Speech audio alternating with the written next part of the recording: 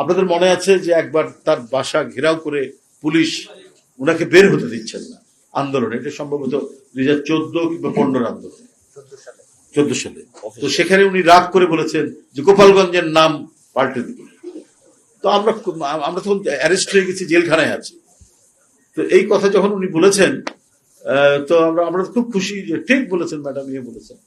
কিন্তু আমরা যখন জেল থেকে বেরিয়ে এসে দেখা হলো, তো ওনাকে আমরা খুব বলছি যে ম্যাডাম এই যে একটা শক্ত কথা আপনি বলেছেন ওই পুলিশ অফিসার, আমরা এত খুশি হয়েছি ম্যাডাম। তো উনি একটু চুপ করে বললেন কিছু নীরব থেকে, বলছে যে আমি বলেছি এটা ঠিক আছে, কিন্তু এটা আমার বলা ঠিক হয়।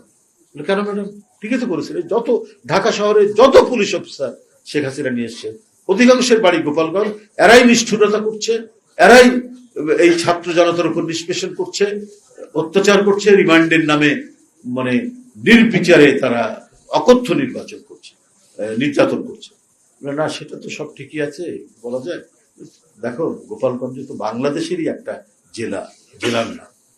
আমি একটু জাতীয় রাজনীতি করি, জাতীয় নেতা বলে তোমরা বলো, তো এইটা এইভাবে বলাটা আমার ঠিক হয়। এটা নিয়ে ভাবলাম পরে যে বাহ, কত গভীর ভাবে তুমি এটা দেখেছেন এবং বুঝেছেন এবং উপলব্ধি করেছেন যে এটা আমাদের মাথার মধ্যেও আসেনি। কারণ উনার কাছে যেমন রংপুর, উনার কাছে যেমন ফেনী, উনার কাছে যেমন বগুড়া, উনার কাছে যেমন সাতক্ষীরা, উনার কাছে যেমন চট্টগ্রাম, উনার কাছে তো গোপালগঞ্জও একটা জেলা। উনি যখন প্রধানমন্ত্রী, তো গোপালগঞ্জেরও তো উনি প্রধানমন্ত্রী। উনি যেমন ভুরুঙ্গামারির প্রধানমন্ত্রী, উনি তেমনি কাশিয়ানির তো প্রধানমন্ত্রী।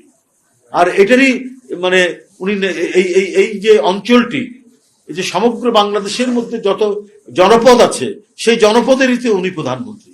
তো উনি যদি কোনো একটি জনপদকে একটু হেয় করেন, তো এটা তো উনি জাতীয় নেতা হিসাবে তো ঠিক হয় না। দেখেন কত বিবেচনা বোধ উপলব্ধি। উনি বলছেন যে এটা বলা আমার ঠিক হয়।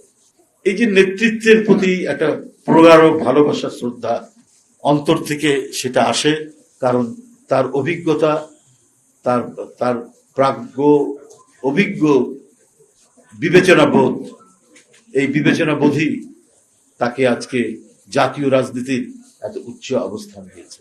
দেখেন কত ধরনের কটূক্তি করা হয়েছে তার বিরুদ্ধে। তার রাজনীতির প্রধান প্রতিপক্ষ যিনি শুধু কটূক্তি নয়, কুরুচিপূর্ণ কথা বলেছেন, অশ্লীল কথা বলেছেন, কিন্তু উত্তরটা উনি দিয়েছেন অত্যন্ত সৌজন্যবোধ সম্পন্ন, সুরুচি সম্পন্ন, অথবা বলেননি, নীরব থেকেছে। এবং এতেই সাধারণ মানুষের মধ্যে তার উচ্চতাকে আরো বেশি বাড়িয়ে তুলেছে।